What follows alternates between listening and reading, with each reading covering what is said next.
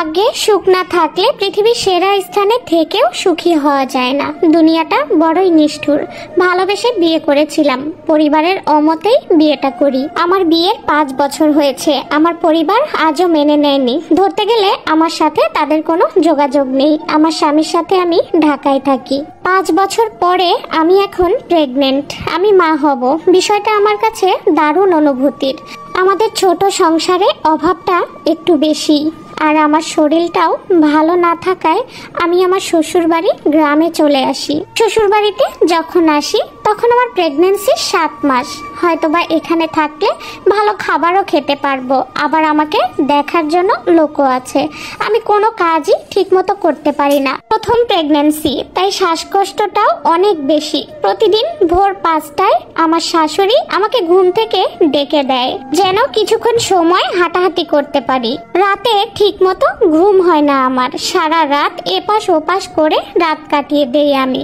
এদিকে সকাল সকাল উঠতে হয়। কিছুক্ষণ হাঁটাহাঁটি করে এসে যতটুকু পারি সংসারের কাজ করি আমি। সকালে 10টা বাজে খাবার খেতে দেয়, সেটা আগের দিনের রান্না করা খাবার হোক কিংবা নতুন রান্না করা খাবার।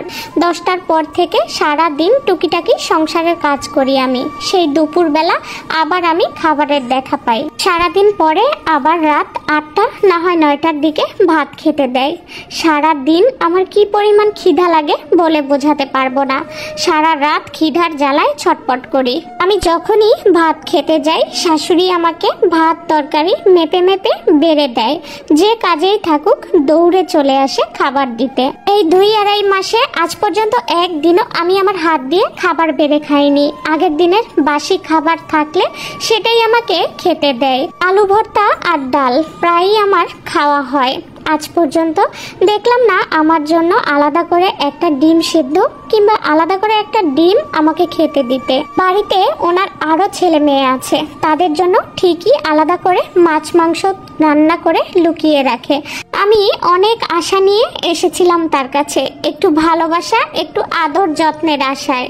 এটা অনেকের কাছে গল্প মনে হবে শুধু, কিংবা একদমই বাস্তব মনে হবে না, কিন্তু সত্যি আজ 2 মাস হলো আমি এভাবেই আমার শাশুড়ির কাছে জীবন কাটাচ্ছি।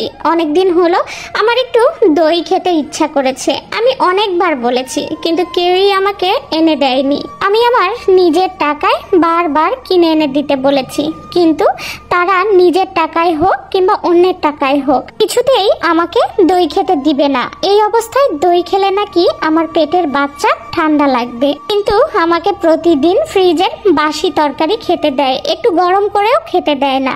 তাহলে সেটা থেকে কি আমার বাচ্চার ঠান্ডা লাগবে না? আমার প্রশ্ন সেখানেই।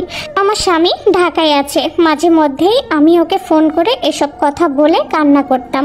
আমার স্বামী যখনই আমার শাশুড়িকে ফোন দিয়ে বলতো মা ওকে একটু ভালো খাবার খেতে দিও, তখনই আমার শাশুড়ি অনেক চিল্লাচিল্লি করতো, আমার স্বামীর সাথে খুব খারাপ ব্যবহার করতো।